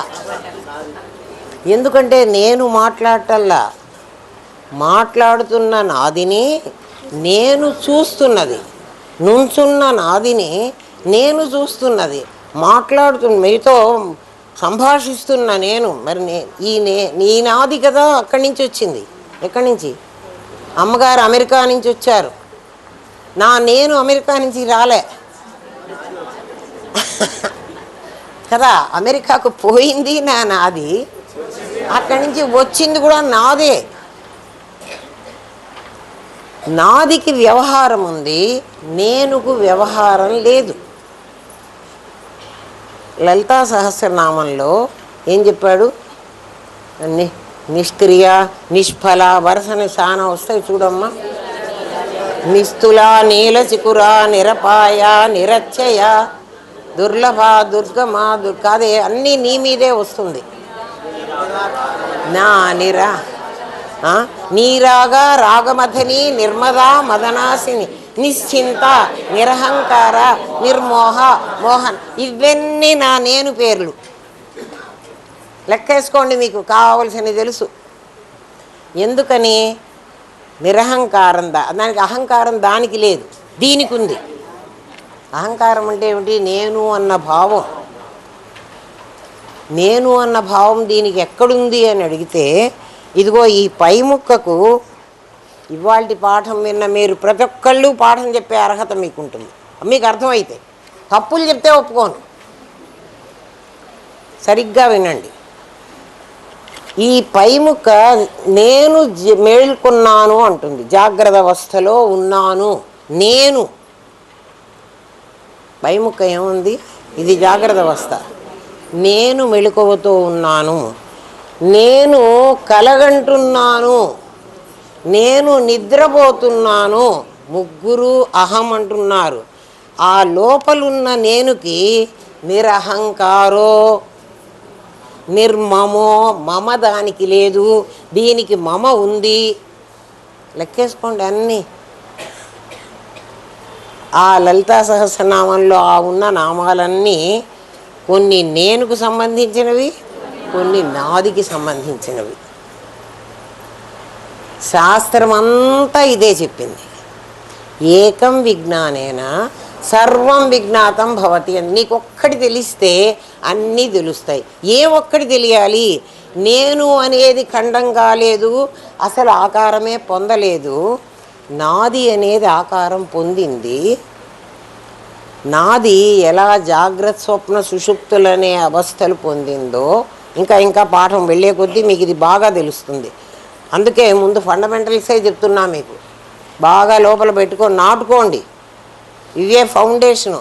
దీని నుంచి తప్పించుకోవడానికి వీలు లేదు ఎవ్వడు కూడా. మరి ఈ సంగతి మాకు ఎప్పుడో చెప్పచ్చు కదా, మీరు ఇప్పటిదాకా ఎందుకు దాచిపెట్టారు అంటే, నిన్నటిదాకా పాఠాలు చెబితేనే మీ బ్రెయిన్ ఇది రిసీవ్ చేసుకోవడానికి వస్తుంది, లేకపోతే చేసుకోదు. తెలిసిందా? ఆ నాది ముక్కలైనట్టుగా కనపడుతుంది కానీ ముక్కలు కాదు. ఎన్ని ముక్కలైంది అంటే 8 ముక్కలైందిట. ఇదేమిటండి ఇందాక నుంచి 3 అని మళ్ళీ 8 చేస్తున్నారు. భిన్నాహ ప్రకృతి రష్టధ అన్నది భగవద్గీత. 8 ముక్కలైందిట. ఒక జాకెట్ కుట్టుకోవాలంటే, ఇదివరకు కూడా చెప్పా మీకు, ఇది జాకెట్ కుట్టుకోవాలంటే దీన్ని నేను ఇట్లా వేసేసుకుంటే జాకెట్ అవ్వదు. దానికోసం ఏం చేయాలి? ఇవి చేతులు, ఇది మెడ, ఇది ఏదో పిన్ పట్టి సంథింగ్ వాళ్ళకి ఏవో చాలా ఉంటాయిలే. ఇవన్నీ ఈ టైలర్ అన్నవాడు దీన్ని అన్ని ఇట్లా ముక్కలు చేసి పారేస్తాడు. ఊరు నీదుంపవే, ఎందుకురా నా జాకెట్ ఇంతనే మంచిగా కొనుక్కొచ్చుకుంటే ఇన్ని ముక్కలు చేసావంటాడు. అవన్నీ అతుకు పెడతాలే అమ్మా, నీకేం భయం లేదు, అతుకు పెట్టి నేను ఇస్తే నువ్వు తగిలించుకోగలవు. నేను అతుకు పెట్టకుండా నీకు ఇచ్చానంటే నీ జాకెట్టు నువ్వు తొడుక్కోలేవు, ఈ ముక్కలు నువ్వు తొడుక్కోలేవు. అందుకని నా ప్రకృతిని 8 ముక్కలుగా చేసుకున్నా. ఎందుకు చేసుకున్నాను అంటే, నేను అనుభవించాలనుకున్నా కాబట్టి. అనుభవించాలి. ఏమనుభవిస్తావు నువ్వు? అనుభవించేదేంటి? నేను నాది ఉన్నావని చెప్పావు. ఫస్ట్ రూల్ నాకు అర్థమైపోయింది, ఇంకా అనుభవించడం ఎందుకు అని. ఏకహ, నేను ఏకమే, అనేకో అహమస్మి. నేను చాలా అయితే ఎట్లుంటానో చూద్దాం. ఎందుకు చాలా అయ్యి ఎట్లుంటానో, ఒకటిగా ఉండే ఎట్లుంటాను అంటే, నాకు దగ్గర ఇన్ని సమస్యలు ఉన్నాయి, ఒక్కొక్క సమస్యలో నేను ఎట్లా యాక్ట్ చేస్తాను కదా. నాకు పెళ్ళి కాకపోతే నేను ఎట్లా యాక్ట్ చేస్తాను, నాకు పెళ్ళి అయితే నేను ఎట్లా యాక్ట్ చేస్తాను, నా భర్త చచ్చిపోతే నేను ఎట్లా యాక్ట్ చేస్తాను, నాకు పిల్లలు పుడితే నేను అమ్మగా ఎట్లా యాక్ట్ చేస్తాను, ఆ పిల్లలు చచ్చిపోతే నేను ఎట్లా ఉంటాను. నాకు చాలా కోరికలు ఉన్నాయిరా కదా. మరి ఇన్ని రూపాలు నాకు కావాలి. ఏ రూపంలో నేను ఎట్లా ఉంటాను మీకు అర్థమవుతుందా? మీరు అన్ని ఆడవాళ్ళ సంగతులే చెప్పారమ్మా, మా సంగతులు చెప్పలే. నాకు ఉద్యోగం రాకపోతే నేను ఎట్లుంటాను, నాకు డబ్బులు చాలా లాటరీ వస్తే ఎట్లుంటాను, నేను అదేమిటో గ్యాంబ్లింగ్లో ఓడిపోతే ఎట్లుంటాను కదా. నేను అనుకున్నవి ఏవి జరగకపోతే నేను ఎట్లా ఉంటాను, నేను అనుకున్నవన్నీ అయిపోతుంటే నేను ఎట్లుంటాను చూడండి కదా. ఇవన్నీ ఒక్కొక్క సిచ్యుయేషన్కి నువ్వు ఒక్కొక్క రకంగా మారాలి, అవునా కదా. మరి అవన్నీ ఆ వేషం వేసినప్పుడు కదా నాకు అది అర్థమవుతుంది. అందుకని ఏకహ, నేను ఏకమే, అనేకో అహమస్మి అనుకున్నా, నేను అనేకం అవ్వాలనుకున్నా. ఈ సంగతి త్రిపుర రహస్యంలో అమ్మవారు బయట పెట్టారు. ఎక్కడా తెలియదు, ఏ ఉపనిషత్తులు చదివినా మీకు ఇది తెలియదు. ఆమె ఏం చెప్తోందంటే, జీవో బ్రహ్మైవనాపరహ, జీవుడు బ్రహ్మమే అవుతాడంటే ఎట్లా అవుతాడు బ్రహ్మము? వాడు బ్రహ్మమే అయి ఉంటే వాడు ఇప్పుడు బ్రహ్మం ఎట్లా అవ్వాలి? ఒక్క త్రిపుర రహస్యంలో బయటపెట్టింది. ఎల్ఎన్ రాజు గారు మహానుభావుడు, ఆయన చెప్పిన విషయంలో నాకు అర్థమైంది. అది రెండు కలిసినయ్యి, అందుకని ఇంక నేను ధైర్యంగా చెప్పేస్తున్నాను. అది రేపు 19వ తారీఖు 18వ తారీఖు ఎల్ఎన్ రాజు గారిది యానివర్సరీ. అందుకని ఆయన మీద ఉండే గౌరవం కొద్దీ ఆయన శిష్యులు చేసినా చేయకపోయినా నేను చేయదలుచుకున్నా. మీరందరూ కూడా వచ్చి ఇక్కడ మనం పాల్గొని మనం ఆయనకి గురు పూజ చేసుకుందాం. ఎందుకంటే గురు పరంపరలో ఆయన కూడా దేహాలు నాదులు ఏవైతే, నాకేమి రామనాథం గారు నాది, ఎల్ఎన్ రాజు గారు నాది, శంకర భగవత్పాదులు నాది, సదాశివ సమారంభం శంకర. 19వ తారీఖు వేరే పనులు 19 అనుకుంటాను, 19th ఏం పెట్టుకోవాకండి. మనం ఇక్కడ త్రిపుర రహస్యంలో ఇది బయటపడింది. ఇంకా ఉపనిషత్తుల్లో ఎక్కడా లేదు. ఎక్కడా లేదంటే ఇంత క్లియర్గా అమ్మవారు చెప్పలే. త్రిపుర రహస్యంలో ఏం చెప్పిందంటే, ఒరే నాయన ఇది మీ కథ కాదురా నా కథ అంది. అదొక్కటే మాట. ఇప్పుడు నేను చెప్తున్నది మీ కథ కాదు, మీరందరూ ఇది మాది అనుకుంటున్నారేమో కదా, ఇది మీది కాదు. మీది అంటే మీరు జీవుడు, జీవో బ్రహ్మైవ, జీవుడు బ్రహ్మమే అవుతాడు అని చెప్పింది. ఉపనిషత్తు చెప్పిన మాట అబద్ధమా? కాదు కాదు, జీవుడు బ్రహ్మమే అయి ఉన్నాడు, అవుతాడు కాదు. వాడు రేపెప్పుడో అవుతాడు కాదు, ఇప్పుడు అయ్యున్నాడు. మరి అయ్యుంటే వీళ్ళు ఇంతమందికి మేము జీవుళ్ళమని అనిపిస్తున్నదే దిందుంపదగా. ఒక్కడికన్నా నేను అహం బ్రహ్మాస్మి అనిపించడం లేదు కదా, ఎంత శాస్త్రాలు చెప్పినా. పైగా కృష్ణ పరమాత్మ ఏం చెప్పాడో తెలుసునా, మనుష్యానాం సహస్రేషు, వేల కొలది మనుషులు ఉండొచ్చు, కశ్చిజ్జత్ అతి సిద్ధయ్యే. మన కర్నూలులో ఇంతమంది ఉన్నారు. ఈ ఆనందధామానికి వచ్చిన వాళ్ళకేనా ఇది వచ్చింది? మిగిలిన వాళ్ళకి అక్కర్లేదా? యతతామపి సిద్ధానాం, ఎంత ప్రయత్నించిన వాళ్ళల్లో కూడా కశ్చిన్ మాం వేత్తి తత్వతః, తత్వతః నన్ను తెలుసుకున్నవాడెవడో ఒక్కడుంటాడట. ఆ ఒక్కడు మనమే. ఇంకోడు కావడానికి అవకాశం లేదు. ఏమ్మా, చిత్తులు కదా, సత్తు అమ్మవారు, చిత్తు అయ్యవారు, అది మనకు తెలుసు. వాళ్ళ రహస్యాన్ని మనం ఎప్పుడో భేదించుకున్నాం. రావణాసు, ఇదంతా నా కథ, ఇది మీ కథ కాదు. మనమంటూ ఒక మనుషులం ఉన్నామని, మనకంటూ నేను పుట్టాను, నేను జీవిస్తున్నాను, నేను ఎప్పుడో మరణిస్తాను, ఇదే అహమమ్మ. అహం అంటే ఏదో ఎక్కడో కాదర్రా. అహం అంటే నేను అన్న భావం. నువ్వు ఎవరికి ఆపాదిస్తున్నావు? పుట్టింది నీ నాది, నేను పుట్టదు కదా, పుట్టింది నీ నాది, నేను అనేది పుట్టలేదు. జీవిస్తున్నది కూడా నీ నాదే, పెరిగింది కూడా నీ నాది. పుట్టినప్పుడు ఇంత పుట్టావు, ఇంత పెరిగావు, రేపెప్పుడో చచ్చిపోతావు. నిన్ను తీసుకెళ్ళి జమ్మి చెట్టు కింద కాలబెట్టేస్తారు, కానీ నేను కాలబెట్టలేరు.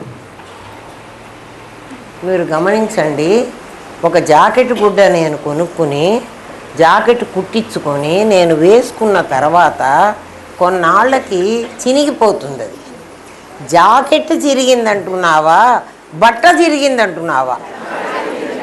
That's it. నాది చచ్చిపోతున్నదిరా, నేను చావడు. నువ్వు జాకెట్ బట్ట కొనుక్కోచుకున్నావు కదా, జాకెట్ గుడ్డ దృష్టిం జ్ఞానమయీం కృత్వా పశ్యేత్ బ్రహ్మమయం జగత్ అంటే ఇది. నీ దృష్టి ఎప్పుడు జ్ఞానమయమైతే ప్రతి వస్తువులోనికి పరమాత్మ కనపడతాడు.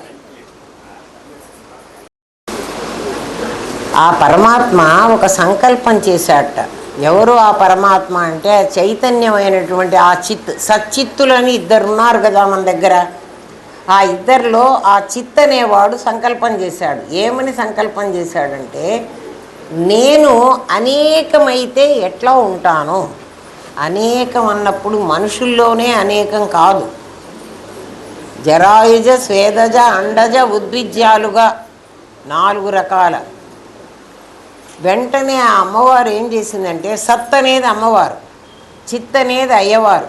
ఆయనకి క్రీస్తు అని పేరు పెట్టుకుంటారో, అల్లా అని పేరు పెట్టుకుంటారో, మీరు రాముడనే పెట్టుకుంటారో, సాయిబాబా మీ ఇష్టం వచ్చిన పేరు పెట్టుకోండి. మేము ఈ పేరు పెట్టు ఈ పేరు పెట్టద్దు అని చెప్పం. ఎందుకంటే కరాంగుళి నఖోత్పన్న నారాయణ దశాకృతి. అమ్మవారు ఒక్కసారి నీళ్లల్లో ఇట్లా చేతులు ముంచిట అట్లా విదిలిచ్చిందిట. విదిలిస్తే ప్రతి వేరులో నుంచి బొట్లు పడతాయా పడవా? ప్రతి బొట్టు భగవంతుడి 10 అవతారాలట. నేను పెట్టలే అమ్మా, నేను చెప్పలే.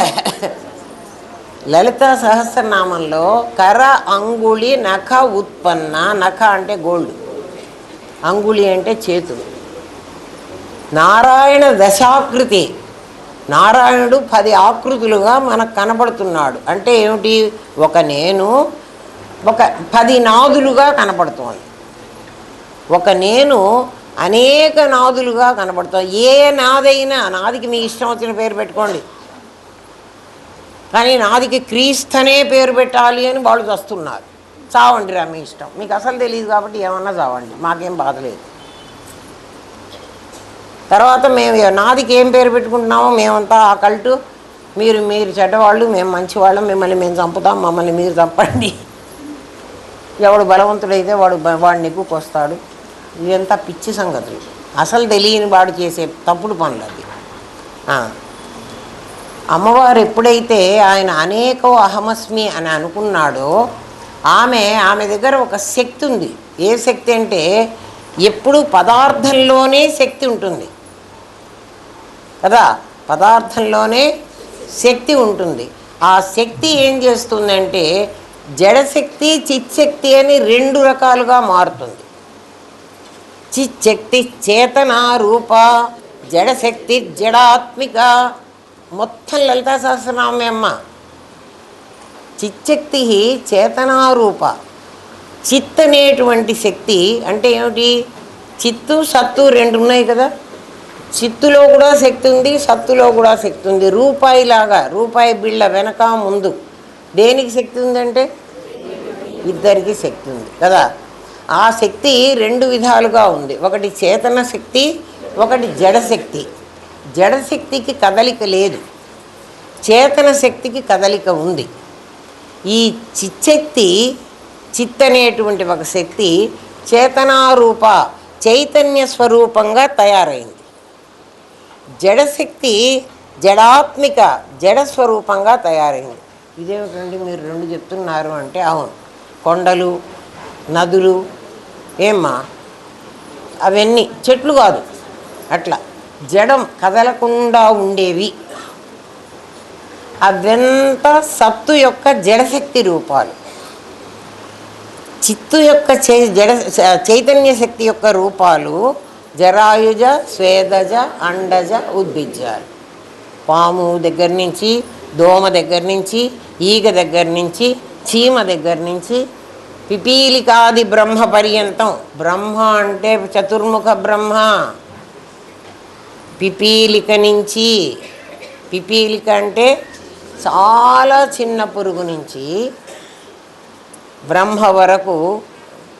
మరి మాకు ఎట్లా తెలుస్తుందండి ఏది జడమో ఏది చేతనమో? చేతనం ఎప్పుడూ కదులుతుంది, జడం ఎప్పుడూ కదలదు. బాగా గుర్తుపెట్టుకోండి. చేతనము కదులుతుంది, జడము కదలదు. ఈ మొత్తం ప్రపంచంలో ఈ 2 తప్ప ఇంకేం లేవు. ఒకటి చేతనము, ఒకటి జడము. అంటే నేను నాది అనేటువంటి 2 ఇందాక ఉన్నాయని చెప్పుకున్నామే. ఆ నేను అనేది ఎప్పుడూ చేతనమే ఉండాలి. ఎవరిలో ఉన్నా, చీమలో ఉన్నా చేతనమే, దోమలో ఉన్నా చేతనమే, ఈగలో ఉన్నా చేతనమే. మీకు ఫండమెంటల్స్ చెప్తున్నామ్మా. ఇందులో ఇంకా ఏ మార్పు ఎవడు చేయటానికి వీల్లేదు. చిలకలో ఉన్నా, పిలకలో ఉన్నా, ఎవరిలో ఉన్నా సరే. పిలక అని ఎందుకన్నానో చెప్పనా? జుట్టు పెరుగుతుందిరా ఎప్పుడు అంటే నేను అనేవాడు ఉన్నప్పుడు మాత్రమే.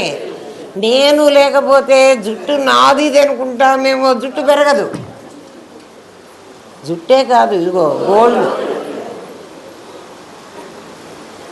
గోల్డ్ ఇవన్నీ జడశక్తులే. కొండే అని జడశక్తి అనుకుంటారేమో మీరు. కాదు, కొండ కూడా పెరుగుతూ ఉంటుంది. ఎంత పెరుగుతుందో మనకు తెలియదు కదా. మన ఇంట్లో మన పిల్లవాడు పుట్టినవాడు ఉంటాడే, పుట్టినప్పుడు మీరు ఒక ఫోటో తీసి చూసుకోండి. 3వ నెల వచ్చినప్పుడు ఇంకోసారి ఫోటో దిగండి. రోజు మీరు చూస్తుంటే మీకు తెలియదు కదా.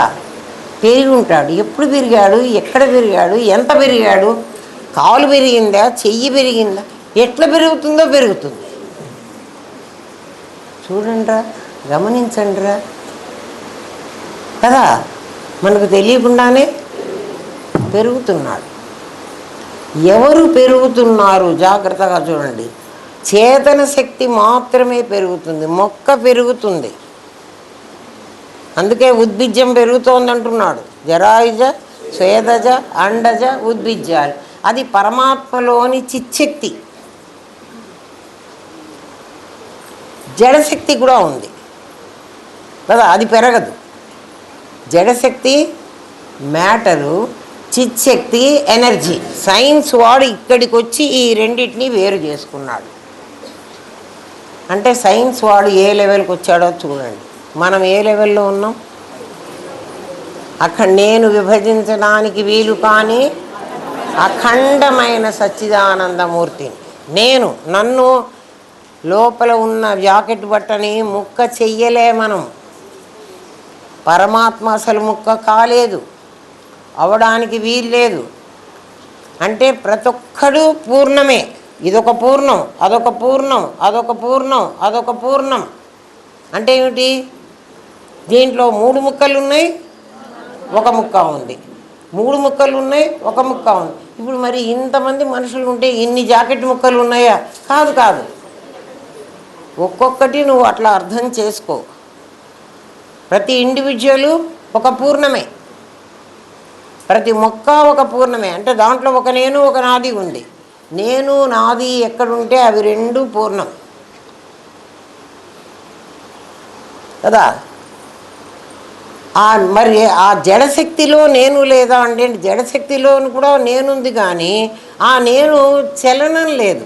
అందుకనే దాని పేరు జడం అన్నాం, దీని పేరు చేతనం అన్నాం. చేతనమైనవన్నీ ప్రాణులు. చేతనం ఉన్నది అంటే ఎనర్జీ ఉన్నది అని అర్థం చేసుకోండి. జడమైనది అంటే మ్యాటర్ ఉంది అని అర్థం చేసుకోండి. ఏ మ్యాటర్ ఉన్నా దాంట్లో ఎనర్జీ ఉంటుంది, అయితే అవ్యక్తంగా ఉంటుంది. మీకు చూపిస్తా చూడండి. ఇది ఒక బంగారు బిస్కెట్. ఏందమ్మా మీరు ఇది బంగారు బిస్కెట్ అని నన్ను ఏం చేయమంటారా? కాసేపు అనుకోండి, మీకేం నష్టం లేదు కదా. ఇది ఒక బంగారు బిస్కెట్. ఇది జడం, మనందరికీ తెలిస్తే జడం. ఎందుకని జడం అంటే దీనికి కదలిక లేదు. నేను పట్టుకుంటే టేబుల్ మీద నుంచి పైకి వచ్చింది, నేను పట్టుకోకపోతే అక్కడే ఉంటుంది కదా. నేను తీసి దాచుకుంటే నా దగ్గర ఉంటుంది, వాడు ఎత్తుకుపోయి దాచిపెట్టుకుంటే వాడి దగ్గరే ఉంటుంది. దాన్ని జడం అనాలి. జడం అంటే ఏమిటి? దానికి స్వతహాగా ఏ తెలివి లేదు, దానికంటూ లేదు. దాన్ని జడం అనాలి కదా. ఇది బంగారు జడశక్తి అని చెప్పాం కదా. జడశక్తిలో కూడా చేతనం ఉంటుంది అని చెప్తున్నా కదా. దీనికై ఇది కదిలితే ప్రాణి. చిన్న దోమ, ఈగో ఇవన్నీ కదులుతున్నాయి కదా, వాటికై అవే. ఇది కదలదు, అందుకని దాన్ని అక్కడ పక్క పెట్టిన. అది చిచ్చక్తి, ఇది జడశక్తి. జడశక్తిలో కూడా చేతన శక్తి ఉంది అని చెప్తున్నా. జడశక్తి దానికై అది కదలలేదు, దానికై అది వ్యవహారం చెయ్యలేదు. కానీ దీనిలో ఉన్న చేతన శక్తి ఏమిటంటే, కంసలి వాడు చూడగానే రా నేను సాగి వస్తా, నువ్వు గొలుసు కావాలంటే గొలుసు చేయి, గొలుసు అవుతా. గాజు కావాలంటే గాజు అవుతా, కమ్మ కావాలంటే కమ్మ అవుతానంటోంది. ఇది అవనంటే వాడు చేయలేడు. అంటే అట్లా కాగలిగిన శక్తి దీంట్లో అవ్యక్తంగా ఉంది. ఇప్పుడు అర్థమైందా? చేతన శక్తి అవ్యక్తంగా ఉంటుంది. ఇప్పుడు ఆ స్తంభంలో ఒకసారి మీకు పరమాత్మ తెలిస్తే ప్రతి చోట మీకు కనపడతాడు. నాకేమో కనపడి చస్తున్నాడు, నన్ను ఏం చేయమంటావు, నా సంగతి చెప్పమంటాడు. ఎంత చెప్పినా వీళ్ళకి అర్థం కావట్లేదురా అంటా నేను. ఇంకా చెప్పు వాళ్ళకి ఎట్లా కొట్లా అర్థమయ్యేట్టు. ఆ ఇటుకలు ఉన్నాయి కదా, సిమెంట్ ఉంది కదా, ఆ ప్లాస్టరింగ్ చేసిన ఇసుక ఉంది కదా, ఇవన్నీ జడములే. జడమే కదమ్మా. ఇటుక తనకై తాను మన దగ్గరికి వచ్చిందా? ఎవడో ఒకడు బండిలో తెచ్చేది అక్కడ పెట్టిపోయినాడు. వీడు గౌండాది మోసుకొచ్చి అక్కడ పెట్టి దాన్ని కట్టాడు. అవి రెండు గట్టిగా నిలబడడానికి ఇంకొకడెవడో ఇసుక సిమెంటు అన్నీ కలిపేసి ప్లాస్టరింగ్ చేశాడు.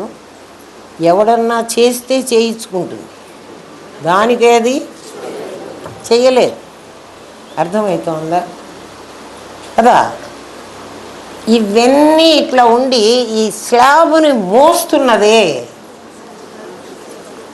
ఆ మోసేది, ఆ స్లాబ్ని మోసే శక్తి. ఇంత పెద్ద స్లాబ్ బరువును దాన్ని ఎత్తినేస్తే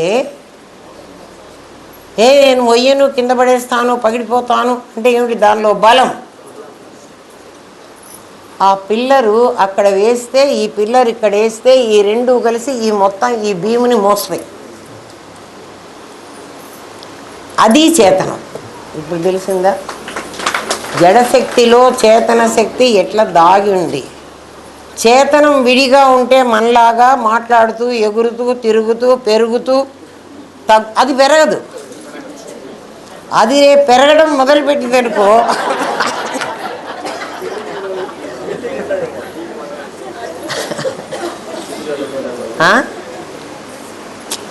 ఇది పెరిగి అది పెరగలేదనుకో మన ఇల్లు ఏమైపోతుంది? అది సంగతి. చిచ్చక్తి చేతనారూప, జడశక్తి జడాత్మిక. చైతన్య శక్తి జడశక్తి అని రెండు శక్తులు మొత్తం సచ్చిత్తులు ఆ రెండు శక్తులుగా మారినాయి. అంటే సచ్చిత్తులే, అంటే సత్తులో ఉన్న శక్తి, చిత్తులో ఉన్న శక్తి. సత్తులో ఉన్న శక్తి అది, బంగారంలో ఉన్న శక్తి సత్తులో ఉన్న శక్తి. ప్రతి దాంట్లో ఒక శక్తి. ఇగో 4 కాళ్ళు తయారు చేశాడు. టేబుల్ కాదా ఇది? ఇది ఐరనా?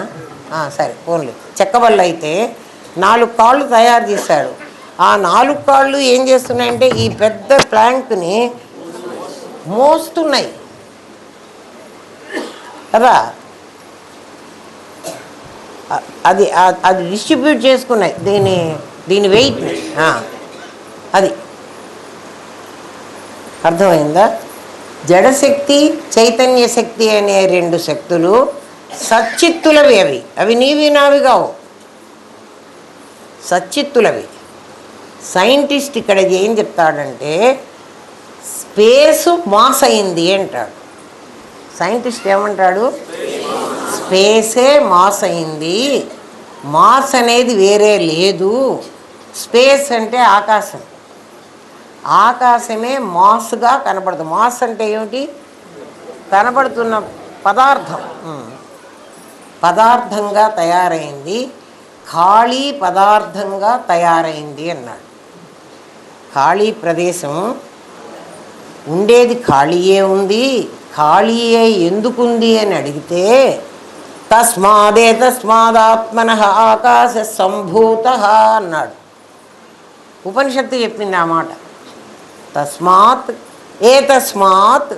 ఆత్మనః, ఆత్మలో నుంచి, ఆత్మ అనేది ఒకటి ఉందన్నాం కదా, దాంట్లో నుంచి ఆకాశ సంభూతః, ఆకాశం అనేది పుట్టింది. ఎందుకయ్యా పుట్టాలి? పుట్టితే చావాలి కదా.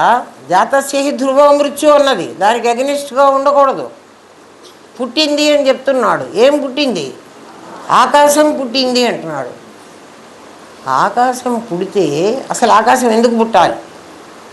పుట్టకుండా ఉండొచ్చు కదా, ఆత్మే ఉండొచ్చు కదా.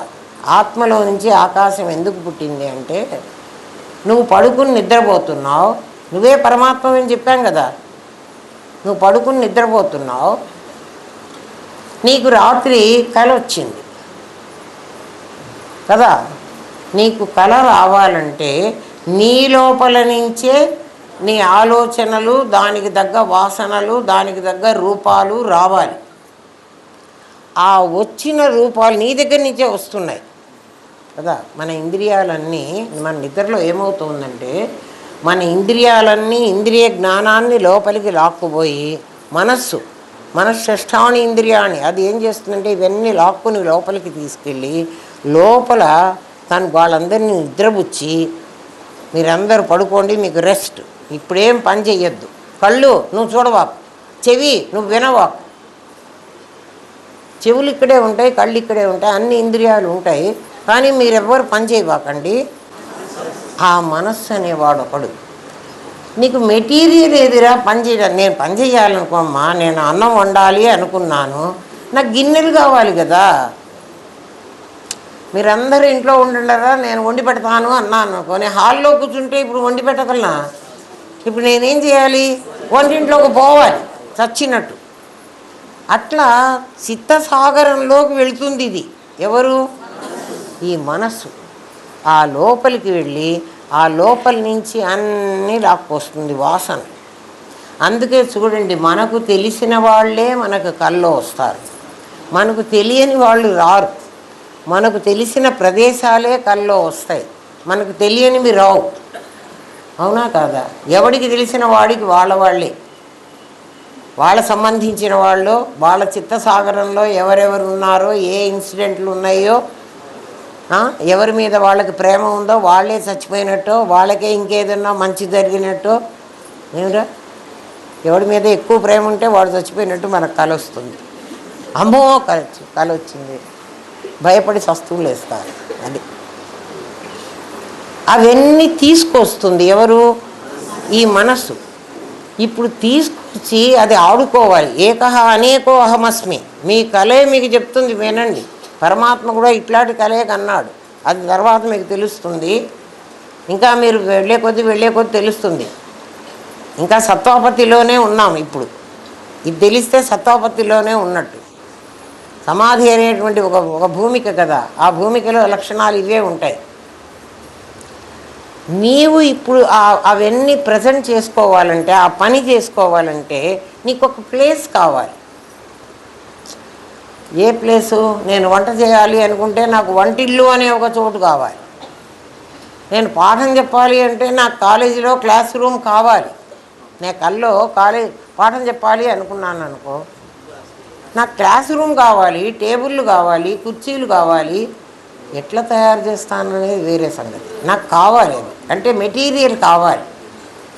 స్టూడెంట్స్ కూడా కావాలి. ఎవరు లేకుండానే పాఠం ఎవడికి చెప్పేది? వంట చేయాలంటే పాత్రలే కాదు, బియ్యం, పప్పు, ఉప్పు కూడా కావాలి. మీకు అర్థమవుతోందా? ఈ మెటీరియల్ అంతా నేను ఒక చోట పెట్టుకోవాలి. చోట పెట్టుకోవాలంటే ఏం కావాలి? ఖాళీ స్థలం కావాలి. అర్థమైందా? ఆ ఖాళీ స్థలమే నీ కళ కనపడుతోంది అన్నావే, అది ఖాళీ. కళ నేను చూశాను అన్నావు, కళ నేను అయినాను అంటల్లా. నువ్వు కళ చూశాను అంటున్నావు అంటే నీకు ఎదురుగా కళ ఉండాలి. వస్తుందా? అర్థమవుతుందా? కళ ఎక్కడ ఉండాలి? నాకు ఎదురుగా ఉండాలి. ఎదురుగా ఉండాలంటే ఇక్కడ ఖాళీ లేకపోతే నేను కళ ఎక్కడ పెట్టను? దాన్ని, నాకు వచ్చిన కళని ఇక్కడ పెట్టాలి కదా. ఈ ఖాళీ ఎక్కడి నుంచి వచ్చిందంటే నాలో నుంచే ఖాళీని పెట్టుకోవాలి నేను. అది ఆకాశ సంభూత. అర్థమైందా? అర్థం కాకపోతే అడగండరా, మళ్ళీ చెబుతా. ఎన్నిసార్లు చెప్పినా నాకు విసుగు ఉంటుంది. అయితే మీకు అర్థం కావాలి, నేను చెప్పింది చెప్పినట్టు అర్థం కావాలి. మీకు తెలిసినట్టు అర్థం చేసుకుంటే తప్పు కదా. ఆకాశ సంభూత అన్నారు. ఆకాశం అట్లా పుట్టింది. ఇప్పుడు అర్థం చేసుకోండి, ఏ ఆకాశమైతే నాకు పుట్టిందో దాని మీద నేను కళను చూస్తున్నానో ఆ ఆకాశం మళ్ళీ నా లోపలికే వెళుతుంది కదా. కాబట్టి ఆకాశం పుట్టింది, లయమైంది. నిజమా అబద్ధమా? అది నిజమా? నేను చూస్తుంటే నిజం కాదంటావు. అది అలాగే ఉంటే నిజం, అది నా లోపలికి వచ్చేస్తే అబద్ధం. అది ఏమ్మా, ఇది సెకండ్ రూల్. మళ్ళీ వినండి. కళలో నీకు ఆకాశం సృష్టించుకున్నావు, అట్లా పరమాత్మ కూడా ఏకహ అనేకో అహమస్మి అని సంకల్పం చేశాడు. ఒక ఆకాశాన్ని సృష్టించాలి వాడు. అందుకే తస్మాత్మాత్మన ఆకాశ సంభూత అన్నారు. ఆకాశం పుట్టింది అన్నారు. పుట్టిందంటే చావాలి. ఎప్పుడైనా జాతస్య ధ్రువో మృత్యు, చావాల్సిందే. చస్తే మళ్ళీ ధ్రువం జన్మమృతస్య, చచ్చినవాడు మళ్ళీ చచ్చినట్టు పుట్టి దిగాలి. పుట్టినవాడు చావాలి, చచ్చినవాడు పుట్టాలి. అది అది మనం మానుకోవడానికి వీల్లేదు. ఏంట్రా ఇప్పుడు పుట్టింది ఎట్లా పుట్టింది అంటే ఆకాశం పుట్టింది. నీ కళలో నీకు పుట్టింది కదా, దాంట్లోనే కదా నువ్వు కళను చూడగలుగుతున్నావు. ఖాళీ లేకపోతే కళను ఎక్కడ పెడతావు? ఖాళీ ఉంది, ఖాళీలో నీ కళను పెట్టావు కదా. నీ నిద్ర ఈ కళ అయిపోయిన తర్వాత ఆ ఆకాశం ఏమైపోయింది? మళ్ళీ నా లోపలే చేరింది. అంటే ఆకాశం చచ్చిపోయింది. ఆకాశం పుట్టింది నేను చూశాను, ఎందుకంటే నాకు అందరికీ కళ కనపడింది కదా. ఆకాశం మళ్ళీ నాలోకే చేరిపోయింది. ఏదైతే ఎప్పటికీ ఉంటుందో దానికి సత్యత్వం ఇవ్వాలి. ఒకప్పుడు ఉండి ఒకప్పుడు లేకపోతే, ఇప్పుడు కళ ఉన్నది నిద్రలో లేదు, జాగ్రత్తలో అసలే లేదు. జాగ్రత్తలో కూడా ఉంది కదండి. నాకు కళ గుర్తుకొచ్చి నేను తెల్లవారు లేచి కాచాయని నాకు ఇట్లా కళ వచ్చిందమ్మా అని చెప్తున్నప్పుడు నాకు కళ కనపడిందా లేదా? నేను నా కళని నీకు చెప్తున్నప్పుడు కళ నాకు కనపడితేనే, కళలో అక్కడ చూశాను. ఇప్పుడు కూడా నా కళ సీక్వెన్సీ గుర్తు రాకపోతే నేను ఇప్పుడు నీకు ఎట్లా చెప్తాను? ఏమ్మా, ఇప్పుడు చెప్తున్నప్పుడు కూడా కళ ఉంది కదా, తర్వాత నీకు చెప్పిన తర్వాత లేదు అంటే మళ్ళీ అది పోయింది. ఒకప్పుడు ఉండి ఒకప్పుడు ఏదైతే పోతున్నదో దానికి సత్యత్వం ఇవ్వడానికి వీల్లేదు. నా నేనుకి ఎప్పుడూ సత్యత్వమే ఉంది. ఎందుకని? అసలు అది ముక్క కాలే. ఇది ముక్క అయింది కాబట్టి స్వప్నమని, జాగ్రత్త అని, సుషుప్తి అని మూడయింది కాబట్టి ఆ మూడిట్లో వేరే వేరేవన్నీ వస్తున్నాయి. వేరే వేరే వస్తున్నాయంటే ఒకటికి ఒకటి ఉంది కదా, ఈ ఒకటికి ఎన్నెన్ని ఉన్నాయో, ఈ ఒకటిలో 100 ఒకట్లు ఉన్నాయి. ప్రతి ఒకటికి ఒక సమస్య ఉండి ఉంటుంది, ఒక కథ దానికి ఉంది. అక్కడ ఒకటే ఉంది కానీ 1, 2, 3, 100 కదురా. అది ఉండే ప్లేస్ని బట్టి అది ఇప్పుడు 100 జన్మలు ఎత్తొచ్చింది. ఈ ఒకటి ఆ ఒకటి 10 జన్మలే ఎత్తొచ్చింది. ఈ 2 20 జన్మలు ఎత్తేసింది. ఒక్కొక్క జన్మలో ఒక్కొక్క రకం కథ. ఎందుకంటే నా దగ్గర 20 రూపాయలు ఉన్నాయి, మీకు అర్థం అవ్వడం కోసం చెప్తున్నా. నా దగ్గర 20 రూపాయలు ఉన్నాయి. నేను బజార్కి వెళ్ళి ఒక పడి బొరుగులు కొనుక్కున్నా. నాకు ధరలు తెలీదు. నేనేదో పిచ్చి ధరలు చెప్తే మీరు అమ్మ ఆ ధరకి ఇప్పుడు రావు అని అడవాకండి. ఎందుకంటే నాకు పొద్దునే కొత్తిమీర రాగుని, అమ్మ ఒక కొత్తిమీర కట్ట తీసుకురండి, అమ్మ కొత్తిమీర కట్ట 25 రూపాయలు అన్నారు. అమ్మో కొత్తిమీర కట్ట 25 రూపాయలు అని ఎన్నడన్నా కొన్న బాబత్ అయితే కదా అర్థం కావాలి. తెలియదు. నా దగ్గర 20 రూపాయలు ఉన్నాయి. ఒక షాప్కి వెళ్ళి ఒక పడి బొరుగులు కొనుక్కున్నా. అక్కడ 2 రూపాయలు ఇచ్చేశారు. నా 20 రూపాయలు 20 రూపాయలు 2 రూపాయలు బొరుగుల వాడు అంగడికి పోయింది. అక్కడ ఒక చాక్లెట్ కొనుక్కున్నాను, వాడికి 1 రూపాయి ఇచ్చేశారు. అది వాడంగట్లోకి పోయింది. 20 రూపాయలు 20 చోట్లకి వెళ్ళిపోయినాయి. 18 చోట్లకి వెళ్ళినాయి. నా దగ్గర ఇంకా 2 రూపాయలు ఉన్నాయి అనుకోండి. మొత్తం నా దగ్గర ఉన్నది 20 అంటున్నాను. కానీ ఇందులో ప్రతి ఒక్క రూపాయి వాటి ప్రారంభం కొద్దీ, ఒకటి మాంసం కొట్టుకుపోయింది, ఒకటి గుడ్డు కొనుక్కునే వాడి దగ్గరికి పోయింది, ఇంకొకటేమో బిచ్చగాడి దగ్గరికి పోయింది. నా రూపాయలన్నీ రకరకాలుగా పోయినాయి. అర్థమవుతుందా? అందుకని నేను అనేటువంటి వాడికి ముక్క కాలేదు, కానీ నాది అనేది అనేక ముక్కలు అవుతోంది. అనేక ముక్కలు అవుతోందంటే ఏమైంది? జాగ్రత్త అవస్థలో చూడు, నా జాగ్రత్త అవస్థ 84 సంవత్సరాలు నాకు వయస్సు ఉంటే కదా, ఎన్ని నెలలు గడిచినాయి, ఎన్ని నెలల్లో ఎన్ని రోజులు ఉన్నాయి, ఒక్కొక్క నెలకు ఇన్ని రోజులు చొప్పున ఎన్ని రోజుల్లో ఎన్ని కళలు వచ్చినాయి, ఎన్ని కళల్లో నేను ఎన్ని రకాలైనటువంటి ఎక్స్పీరియన్సెస్ పొందాను. కళలోనే కాదు, భౌతికంగా కూడా. అవునా కాదా?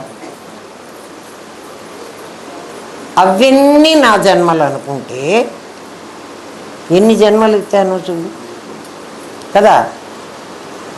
అది అంతకుముందు జన్మ, ఇది ఇంతకుముందు జన్మ.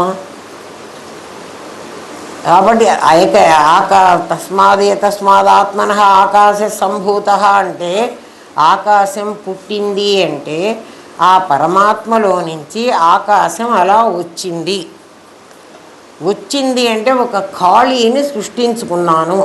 ఆ ఖాళీలో నేను సత్తు వెళ్ళి ఒక రూపం పొందితే, ఈ చిచ్చక్తి అందులో ప్రవేశిస్తే, అవి రెండూ కలిసి నాట్యాలు ఆడితే నేను చూస్తూ ఉంటా.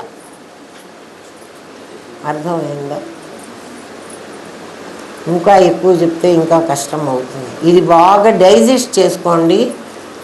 వచ్చే వారం ఇంకా చెప్తాను, ఎందుకంటే 7:35 అయింది.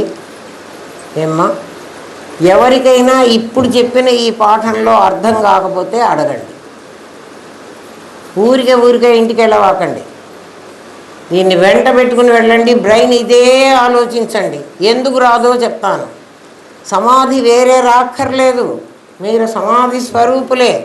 జాకెట్ గుడ్డ కనుక వేరే ఎక్కడన్నా ఉంది అంటే మీకు కూడా సమాధి రావాలి కదా. మరి మాకు ఇదే తెలుస్తుంది కదా అంటే, ఇదే తెలుస్తుంది. ఎందుకంటే వెనక జాకెట్ ఉందని మీకు తెలియదు. మీరు ముక్కలు చూసి, వాడు కట్ చేసిన ముక్కలు చూసి మీరేమనుకుంటున్నారంటే ఇవి చేతులు. అవి చేతులా?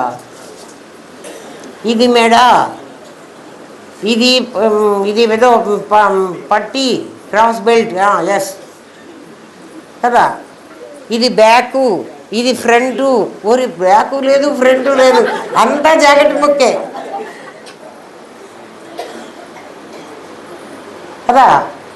అట్లా ముక్కలుగా నువ్వు ఎట్లా కట్ చేసుకున్నావో అట్లా ఇది కన్ను, ఇది చెవి, ఇది ముక్కు, చిచ్చక్తి కదా, జడశక్తి ఇవైతే చిచ్చక్తి అందులో చేరింది. అందులో చేరిన చిచ్చక్తి పేరు జ్ఞానం. విడిగా ఉన్న నా పేరు ప్రజ్ఞ. నా ముక్కల్లో చేరిన, ఎందుకంటే చెయ్యి జాకెట్టే, బ్యాక్ జాకెట్టే, ఫ్రంట్ జాకెట్టే, క్రాస్ బెల్ట్ జాకెట్టే, పిన్ పట్టి జాకెట్టే. మరి జాకెట్ ఏది? ఈ ముక్కలు చేసి కుట్టక ముందు అది జాకెట్, అది ముక్క, ఇది అది నిరుపాధికం, ఇది సోపాధికం. ఇప్పుడు అర్థమైందా? ఇది మళ్ళీ చెప్తారు. ఇవాళకి చాలా, ఇప్పటికే చాలా ఎక్కువ చెప్పినట్లున్నా, కానీ చెప్పండి తెలియదు కదా. అర్థం కాకపోతే అడగండి. ఓం తత్సత్. స్వస్తి ప్రజాభ్య పరిపాలయంతాన్యాయేన మార్గేణ మహిన్మహేష. గో బ్రాహ్మణేభ్యః శుభమస్తు నిత్యం. లోకా సమస్తాః సుఖినో భవంతు. ఓం పూర్ణమదః పూర్ణమిదం పూర్ణాత్ పూర్ణముదచ్యతే. పూర్ణస్య పూర్ణమాదాయ పూర్ణమేవావశిష్యతే. ఓం శాంతి శాంతి శాంతి. ఓం నమో బ్రహ్మాదిభ్యో బ్రహ్మ విద్యా సాంప్రదాయ కర్తృభ్యో వంశర్షిభ్యో గురుభ్యో నమో మహద్భ్యః. సర్వోపద్రవరహిత ప్రజ్ఞానఘనః ప్రత్యగర్ధో బ్రహ్మైవాహమస్మి బ్రహ్మైవాహమస్మి బ్రహ్మైవాహమస్మి.